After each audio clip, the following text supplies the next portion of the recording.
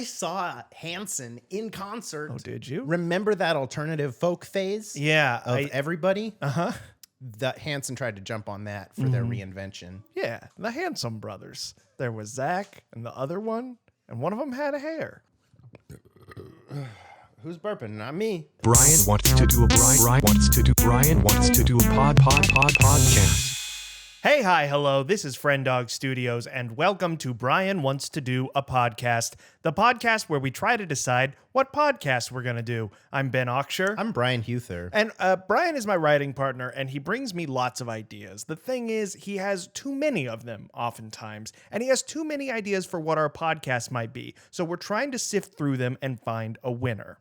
What's the idea you want to discuss today? I'm going to blurt it. It's called The Finer Things. The Finer Things. Yes. Okay. The podcast would be called The Finer Things. All right. You've already got a name for it, which is kind of takes away the game that I like to play where I come up with a name for it. But that's all right. 2 weeks ago, the podcast we released was titled The American Justice System. Yep. And that Was amazing. you are on probation.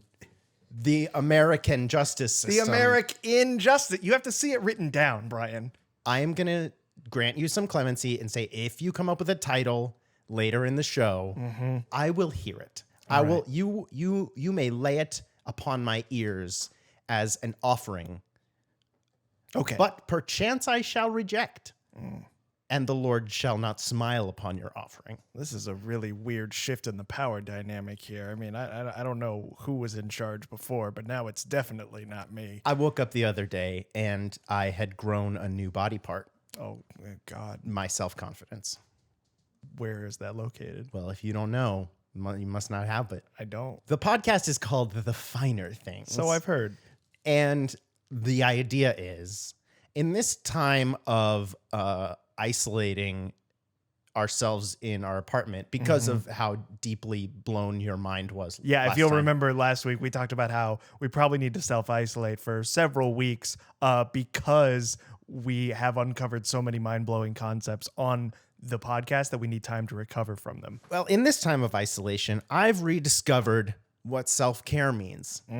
And, you know, the boring parts of self-care, exercise, making yourself food, hygiene, cleaning your living space. The funner parts of self-care are the bath bombs, the vin ordinaire, the expensive makeup, the dinners out, the ordering in, the treat yourself kind of life. Sure. And I mean, a couple of those things, I don't know you to ever wear makeup. that's because I'm so good at putting it on. Well, all right. Fair enough. If you saw what I really looked like, you'd never want to write with me again.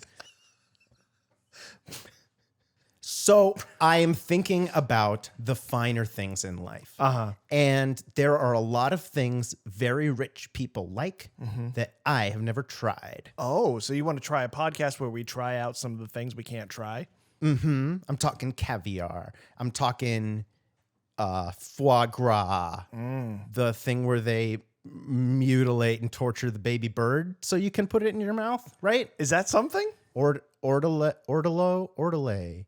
No, that's what. Yeah, no. Ordelay is what someone says when they are riding a bull and they want the bull to go faster. They say, "Ordelay, ordelay, bull! Look, something red on the horizon!" And then the bull gores them to death because humans shouldn't ride bulls. If we're talking about the finer things, right? I think exclusivity is a good marker for that. Things that very few people get to experience. Yachting, a yacht club. A yacht club. We could go have a yacht club. We live on Lake Michigan. We have a houseboat. We do? Go with me on this. Oh, we have a houseboat. It's a shitty one. So Yeah. what if instead we emptied out our Friend Dog Studios bank account. We bought a yacht. Yeah. What do yachts go for, do you figure? On average, yachts cost around $8.4 million. What? Yeah, I don't know what counts as a yacht, honestly, because I'm looking at a page here that has things that it's calling yachts for under $1 million. Oh. And but a lot of them look just like boats with an attitude. So that might be the definition of a yacht. I don't know what separates a yacht from a boat. I don't know like how up its own butt a boat has to be in order to be considered a yacht. I don't know how costly. I don't know how many times you have to be divorced before you can call your boat a yacht. I didn't listen to the thing you were saying, so I can't riff on it. What I'm asking is, what are the criteria? Okay, like what do you think? Okay. What do you think? Let's go back and forth. What do you think is something that qualifies a boat as a yacht? We'll just shoot from the hip here. Okay. How big does it need to be? Let's say it needs to be 20 feet long. 20 feet long, Minimum. and 30 feet big. Can it be a sailboat or a rowboat? It can't be a rowboat unless there are robots rowing the rowboat. A robot rowboat. If Or it's a human slaves, I think would count too. Yeah. I don't endorse it, but I think it would make it count as a yacht. It would allow you entrance to the yacht club. Yes. Does it need to have below decks and above decks? Like a layered thing, like in the I'm on a Boat video by the Lonely Island Club? I think that you gotta structure that thing like a cheesy gordita crunch. You gotta have the same type of melty cheese on either end, make it symmetrical, such that the abovest deck is the same as the belowest one. That's Bernie Sanders' vision for yachts, and I concur. I would love to get all up on a yacht. You and I, maybe we could get funding from some corporate partner or empty out the Friend Dog bank account, which I believe has about $700 in it. Yeah. Go find ourselves a $700 yacht. A journey of $8.4 million begins with a $700 That's what. step. Yeah, that's what Sun Tzu said in The Art of War. It was, yes. No, very few people have read his follow-up book, The Art of Poor, in which he describes how to be poor and still experience the finer things. There's a lot of pithy proverbs about various preparations for ramen. There's a famous saying in his book, The Art of Poor. It says, what is the best day to plant a boat? Yachtster day. But if you cannot do it Yachtster day, do it today. So we could be sailing the high lakes and get ourselves some fresh sea air imported to the lake, because that's how high up we'd be living. And then we could report back to everybody how cool it was for us to be on a yacht while they weren't. We would need a hell of a Patreon, but I think it would be worth it. Yeah. What else? Other exclusive experiences? Well, how about playing polo? Like a horse-based sport. Horse-based sports are the rarest of sports. Even in these days where no sports are happening, horse-based sports are still yet rarer. Than nothing? Yeah. Imagine if you rarer will- than nothing. You know how there's negative numbers? Yes. Okay, that's my point. I can't argue with that. No, you I can't. wanted to argue with it. I had this impulse like, that Yeah, sounds like Brian, bullshit. Prove to me negative numbers aren't real, or admit that polo happens less than no times.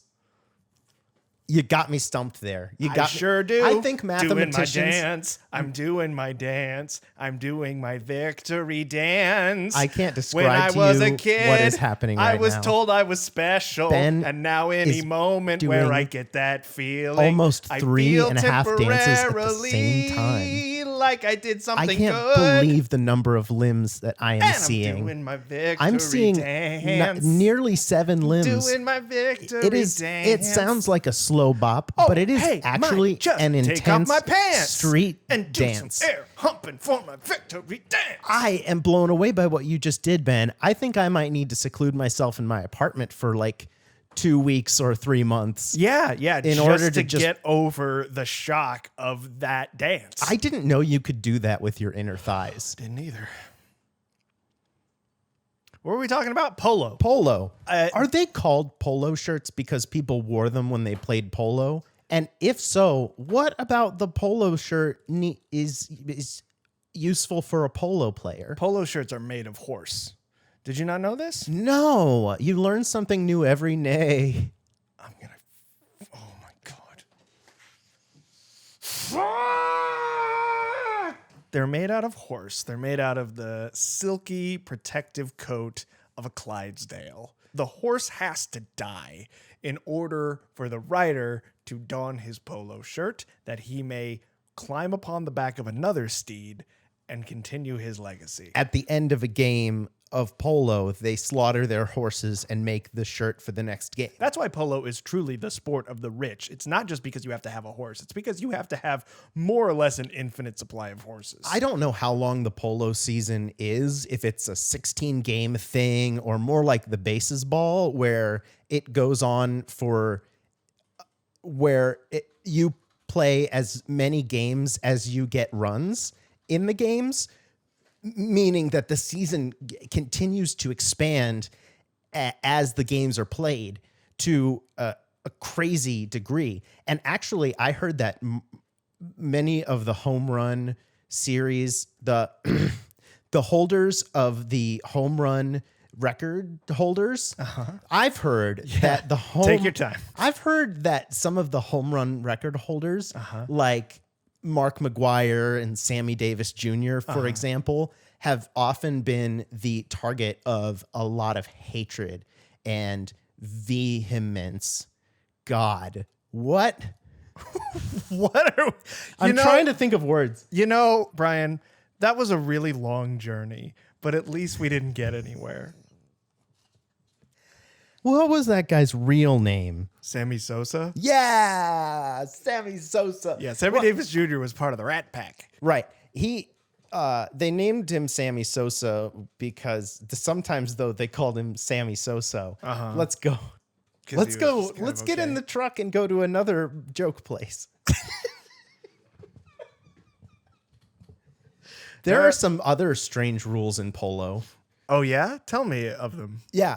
If you carry a lance onto the field, then you have challenged the captain of the opposite team to do a lance pole vaulting competition. Oh, I would have thought jousting, but pole vaulting, lancing, that's an unexpected turn. Yeah. If at any point after a goal has been scored, your horse starts to perform dressage, that weird Olympic horse dancing, that's considered like a showboating thing, and you can actually be penalized for that depending on who the referee is. Excessive celebration. Yeah, like in college, high school basket football.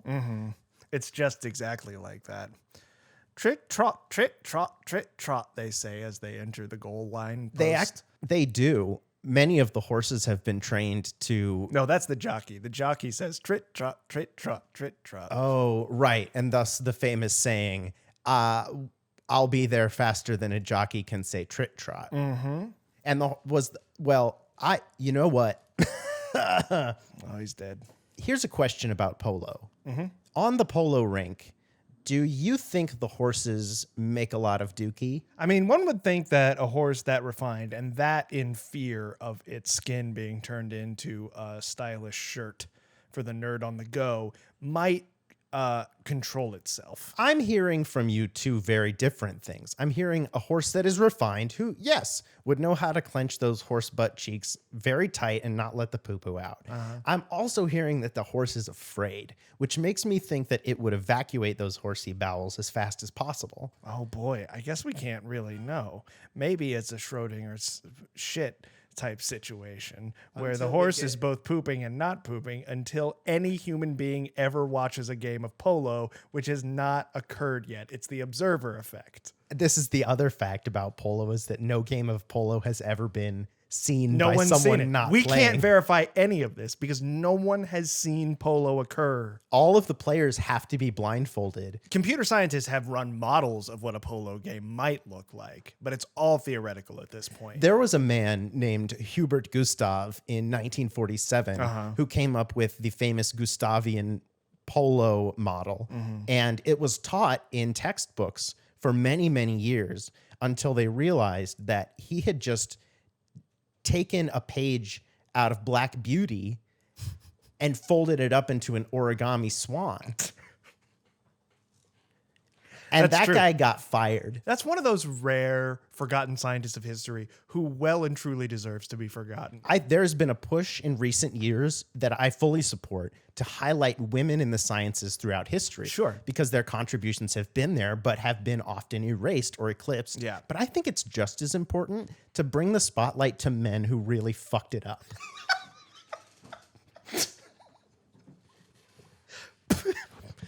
Look, it's April right now.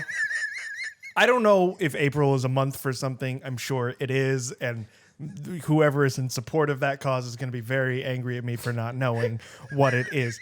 But I propose that instead of whatever that is, April is National Fuck Up Scientist Month. Men who fucked up science month. Yeah. Men who were terrible wrong. men, terrible men of science month. It can't be scientists who are remembered but also did bad things, because No. that would be most of them, and we know about them already. Yeah, sure. This needs to be scientists we haven't heard of who did bad science. Yeah. Like Fredinaire Wanstenstand. I remember him. He was the first person to invent a backwards dog. And God himself, little known fact, came down out of his cloud house and said, and erased the backwards dog from existence, as it shouldn't be. What was the name of that guy again? Quandary Sampson Times. That guy, however, is often remembered as the man who proved the existence of God. That's true, because God came down to erase the dog. He fucked up science so bad that he proved that God exists. That's right. Because as we all know, science's direct purpose is to disprove the existence of God. That's its purpose? what Janet Science said in her book, I'm Starting Science Now. Who we will not be remembering in April because she is a woman and she did good. But she's worth mentioning for context. And she should have a month for women who did good in science. Yeah, whatever. You can have Contamduary. What did you just say? Contamduary. Contamduary? It's a new month I just made. Oh, you're saying you can have a month. How about this month that doesn't exist? That's it. As if to say you don't get a month. Yeah, that's right. I understand. Sticking it to the feminists. Ben, we have maintained this breathless, ironic tone for about 20 or so minutes now. It's a real feat. What did the pirate with 2 peg legs say to the doctor after he made him some convincing prosthetics? I don't know, Ben. What? He said, "Arr, doctor, it's what you've done here is a real feat." I don't acknowledge what just happened, purportedly happened. Allegedly. All I can do is take us to a safe place where we can tell you about our Patreon. Let's do that.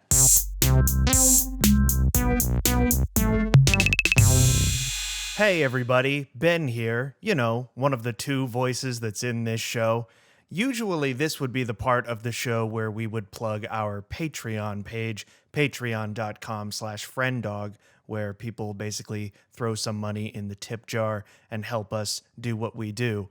I'll be perfectly frank with you. We, like a lot of people, have lost a bit of income, and if you happen to be absolutely flush with cash and you want to throw some over to that Patreon page, we would very much appreciate it. But also, there's a lot more important things going on right now, and we wanted to just take a second to say we hope that you're safe, we hope that you're healthy, we hope that you're taking care of yourself and the community around you. If you do have some extra cash, that's probably best given to charities and organizations that are working to provide relief right now. If you'd like to help us out in a way that's not monetary, just telling a friend about the podcast is really appreciated. Maybe leaving a review somewhere or just sharing it with someone who you think would get some joy out of it.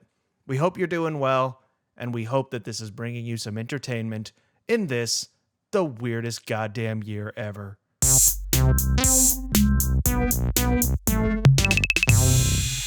There's a name for this, finer things, right?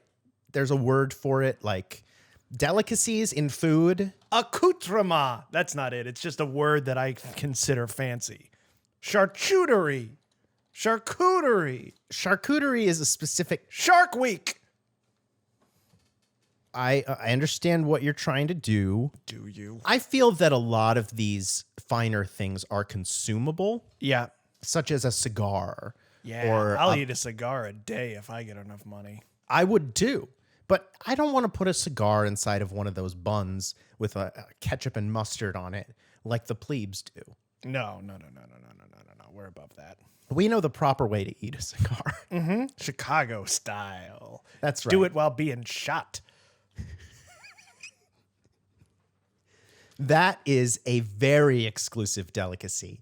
Smoking a cigar while being shot has a long history here in the city of the two windy towers. I think that Winston Churchill did it here. He was born here. Yeah. Not a lot of people know that because he's famous for being Australian, of course, but he originated here in the city of broad daylight. That seems like something that would take a lot of setting up to be shot while smoking a cigar. Although there are some aficionados of that particular delight who insist that the shooting must be unplanned. Oh, I mean, there are bullshit tour companies where you can just pay a guy to shoot you while you smoke a cigar or eat the cigar, whatever your preference is.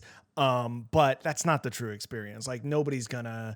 Like, if you ever actually go to Venice, like, you can take a gondola ride, but it's basically like standing in line for a theme park ride. Like, it doesn't have the same aura to it that you think it's going to. And that's what it's like when you pay someone, like a cheap tourist, to shoot you with a gun while eating a cigar on the streets of Chicago.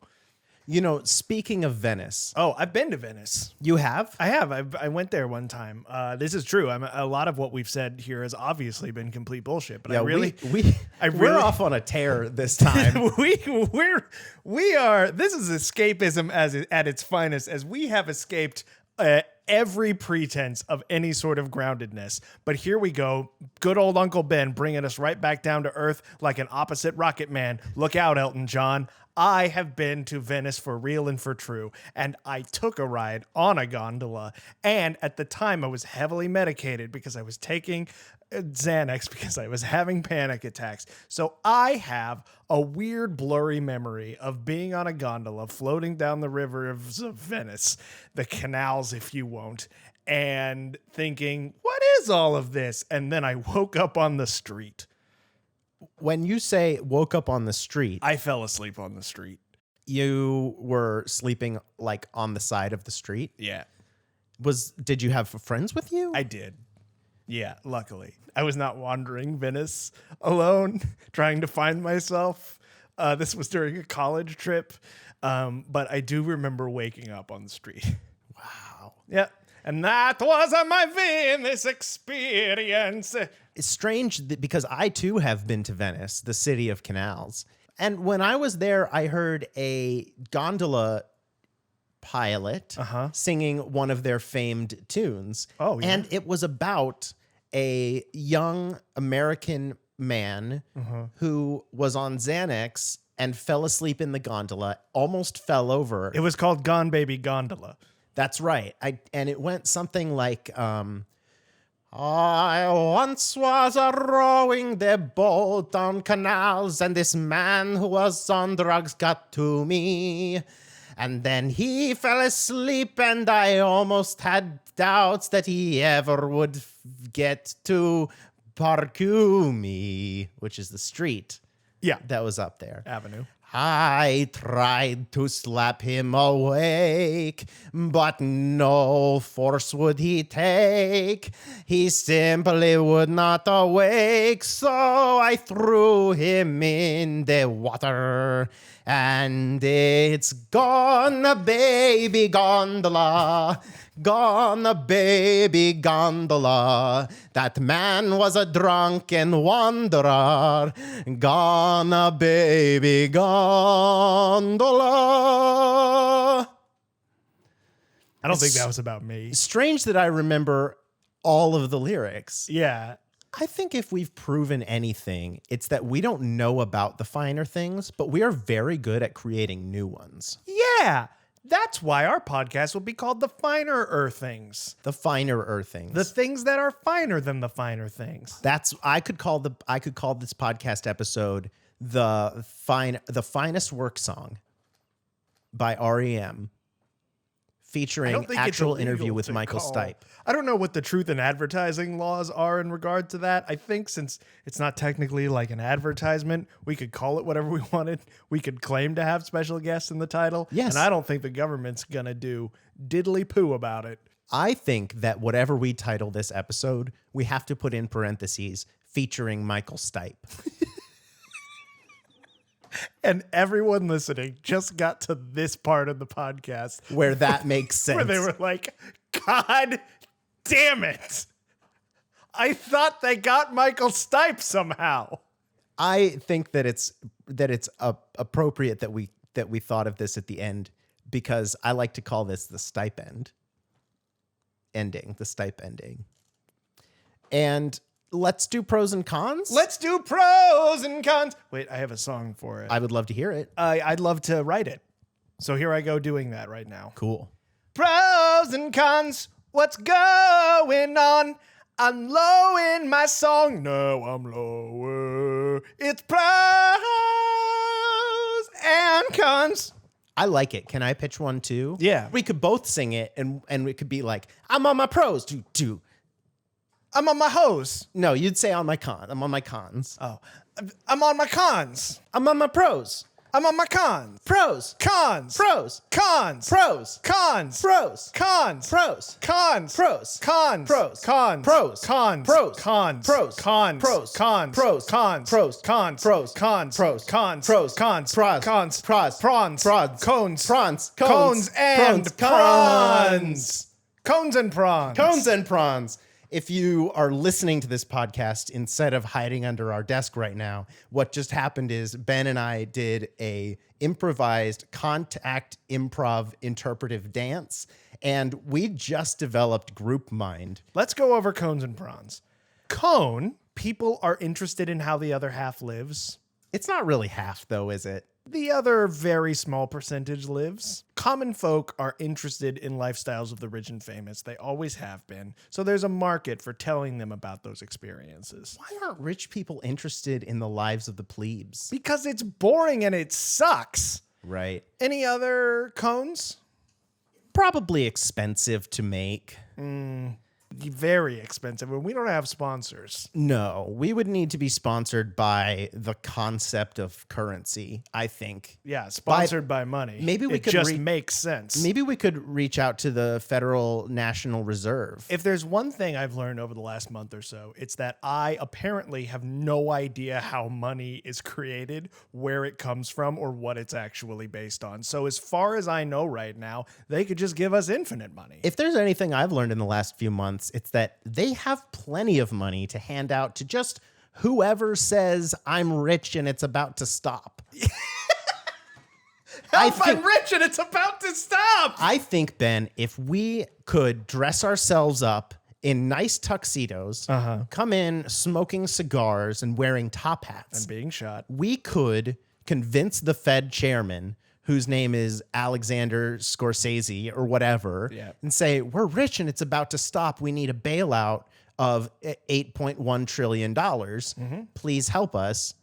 And we would turn around and use that $8.1 trillion, far more, even if we split it evenly, far more than any human being had ever accumulated. Yes. To run a podcast about riding on boats. And We stuff. would spend it all. The most extravagantly produced podcast in history. Absolutely. Wouldn't you listen to the most expensive podcast ever produced? Yeah, I would get like whoever mixes like Justin Timberlake's records or whatever to sit there and put in boing sound effects. I would make extra mouth sounds just to give him more shit to do. This is the thing about money, is it turns you into a dick. We're not even rich yet. We're only pre-rich and we're already insufferable. Yeah. What about prawns? Prawns. Cones and prawns. Prawns. The prawns, that'd be fun as hell. Now see, I'm confused about which things the cones are and which are prawns. Oh, cones I thought were cons, Oh, and prawns I thought were pros. What was your first cone? I said that there's a market for it. That's not a negative thing. You know, Ben, I gotta admit I wasn't listening. That's fine. Let's just keep it going. Prawn. What'd you say? It could be fun? Yeah. Okay. Yeah, you're right. It would be fun. It would be a lot of fun to take part in all of the earthly pleasures forbidden to me. That sounds great. I think one more prawn is that I am just about ready to eat the rich. And if I become rich, I got to eat me. I was about to say another cone that I thought of, which is that it's a wildly unethical thing to do. Oh, sure. Yeah. So scale of 1 to 10. 1 being can't do this podcast, won't do this podcast. 10 being this is the next big thing. It's going to make us rich. What's your feeling? I am setting a precedent of giving this the very first one I have ever given out. Okay. What about you? What's your number time? I'm going to give this a 1 because start to finish, this has been fucking nonsense. Well, this has been another episode of Brian Wants to Do a Podcast. My name's Brian, and I want to do a podcast. My name's Ben, and Brian wants to do a podcast. And Ben usually does this outro bit, so I don't know if there's something I forgot to say. Goodbye.